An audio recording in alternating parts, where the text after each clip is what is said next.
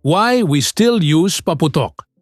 Paputok 101, History, Hype, Reality. Saan nagmula ang paputok? Ang mga paputok ay nagmula sa China noong unang panahon. Mahigit 2,000 taon na ang nakalilipas. Aksidenteng pagkakatuklas. Sinasabing may mga Tsino na naghagis ng mga sariwang kawayan sa apoy. Dahil sa hangin sa loob ng kawayan, pumutok ito ng malakas. Gunpowder. Kalaunan, natuklasan ang gunpowder o pulbura. Inilagay nila ito sa loob ng mga kawayan o papel upang mas lumakas ang pagsabog. Ginamit nila ito noon para itaboy ang mga masasamang espiritu.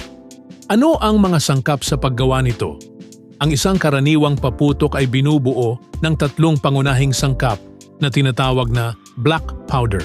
Una, saltpeter, potassium nitrate.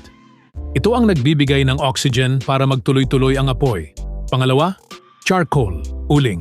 Ito ang nagsisilbing panggatong. At pangatlo, sulfur, asupre.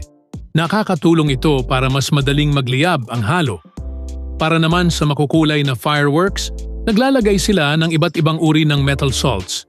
Strontium, para sa kulay pulang apoy. Barium, para sa kulay berde. Copper, para sa kulay asul. Totoo ba ang mga paniniwala rito?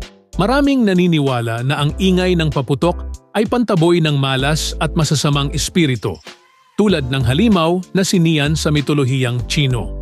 Mula sa siyensya, walang basehan na ang ingay ay nakakapagpabago ng swerte o nakakapagpalayas ng mga espiritu. Mula sa tradisyon, ito ay naging simbolo na ng pagdiriwang at pag-asa. Ang pagtaboy sa malas ay higit na simbolo ng pag-iwan sa mga negatibong karanasan ng nakaraang taon para simulan ang bagong taon ng masaya. At pang-apat, may mabuti bang maidudulot ang paputok?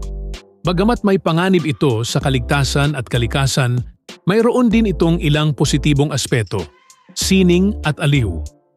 Ang fireworks display ay isang anyo ng sining na nagbibigay ng saya at kamanghaan sa mga tao.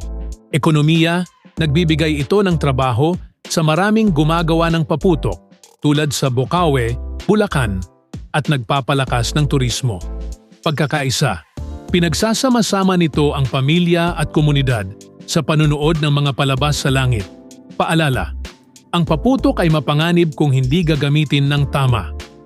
Maaari itong magdulot ng sunog, sugat, aksidente at polusyon sa hangin na masama sa mga may hika at sa ating mga alagang hayop.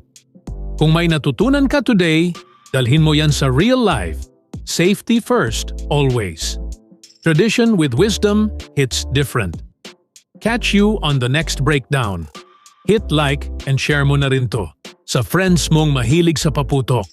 See you sa next video.